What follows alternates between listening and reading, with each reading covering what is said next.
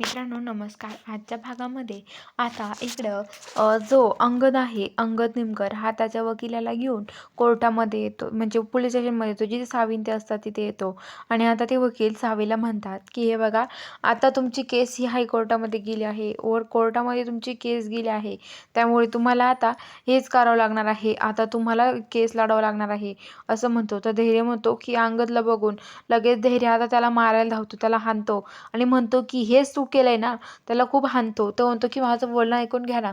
सावी म्हणते धैर्य शांत व्हा ना. पण धैर्य म्हणतो सावी तुम्ही गाडीत जाऊन बसा, अजिबात इथे पडायचं नाही.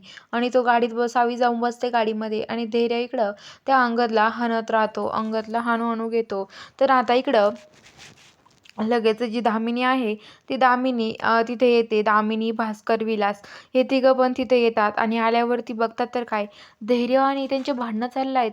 ते बघून आता दामिनी ते म्हणतात आता काय करायचं आपण, अंगद तर अडकला या सगळ्यामध्ये. तर आता लगेच भास्कर आणि विलास गाडीच्या खाली उतरतात. दामिनी पण येते आणि आता लगेच जो धैर्य आहे तो हाणत असतो त्या अंगदला. अंगद म्हणतो सोडा मला, मी काहीच नाही केलं, सोडा सोडा म्हणत असतो, पण तो काही सोडत नाही. धैर्य त्याला खूप हाणतो आणि इकडं आता जी दामिनी आहे ती येते आणि म्हणते धैर्य बास, धैर्य काय करतोय तू हे, अरे कशाला उगाच त्याला हाणतोय, नको हाणू त्याला, सोड त्याला. तर तो म्हणतो की आई तुला माहित नाही यांनी काय केलंय, खोटे आरोप लावले यांनी माझ्या घरच्यांवरती. खोटे आरोप लावायला कोणी सांगितले होते तुला, कोणी सांगितले होते खोटे करायला, सांग याच्या मागे कुणाचा हात आहे, सांग लवकर ह्या सगळ्या पाठीमागे कुणाचा हात आहे ते, असं म्हणतो आणि त्याला हाणत राहतो, त्याला खूप हाणतो. तर आता तो माणूस तरी पण काहीच बोलत नाही. भास्कर तो बोलायला लागतो शेवटी की भास्करचं नाव घ्यायला लागतो, भास्कर विलास. तेवढ्यात आता भास्कर विलास येतात आणि त्याला हाणत हाणत बाजूला घेऊन येतात आणि म्हणतात धैर्य तू काळजी करू नको, आम्ही याला हाणतो. आणि बाजूला नेऊन त्याला तिकडं म्हणतात बाजूला नेतात. आणि इकडं आता जो धैर्य आहे, धैर्य आता सावीला त्यांना गाडीत बसवतो आणि घरी घेऊन यायला निघतो. तर आता इकडं जी दामिनी आहे ती दामिनी आता तिथे थांबलेली असते.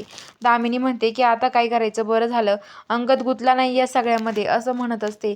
आणि आता लगेच दामिनी इकडं भास्कर आणि विलासकडे येते, म्हणते की काय रे, का असं करत होता. तर आता भास्कर विलास त्याला खूप आणतात आणि म्हणतात की तुम्ही असं का केलं.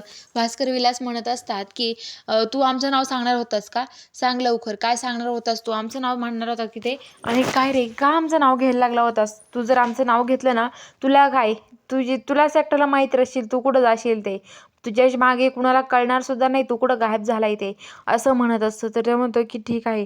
तर आता तो खूप हाणतात ते पण त्या कॉलर पकडतात, त्याला बोलतात खूप. तर आता लगेच अंगद म्हणतो की चला बाजूला. आणि अंगद तो म्हणतो की हे बघ, आमचं नाव घ्यायचं सुद्धा नाही, इथून कुठंतरी बाहेर निघून जायचं लांब, धैर्याच्या चेहऱ्यासमोर आलं नाही पाहिजे तू परत, आणि त्याला तिथून काढून देतात. तर आता इकडं भास्कर विलास पण घरी यायला निघतात.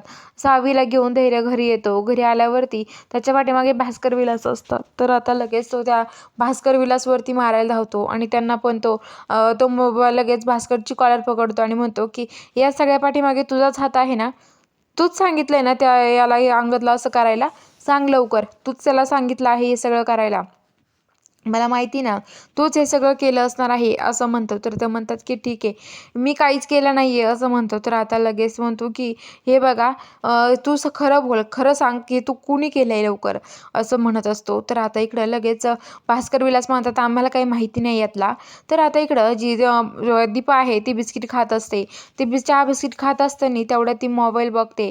मोबाईलवर न्यूज असते, मोबाईलवर न्यूज आलेली असते की त्याच्यावर असतं की आम्ही त्या अंगद निमकरला या सावीमुळे अंगद निमकर तिने वाईट प्रसंग आणला, सावीला अटक झाली आहे बघते, असं बघते आणि ती खूप ओरडायला लागते.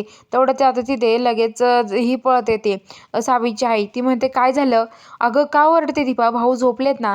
तर ती म्हणते हो भाऊ झोपले असेल, पण आमच्या झोपा उडून दिल्या भाऊनी, बघा मोबाईलवर काय आहे. आता ती मोबाईलवर बघते न्यूज सावीची, तर ती तोंडाला हातच लावतात केतन ते. तर बघूया आता पुढील भागात नेमकं काय घडणार आहे, बघायला चॅनलला सबस्क्राईब करा.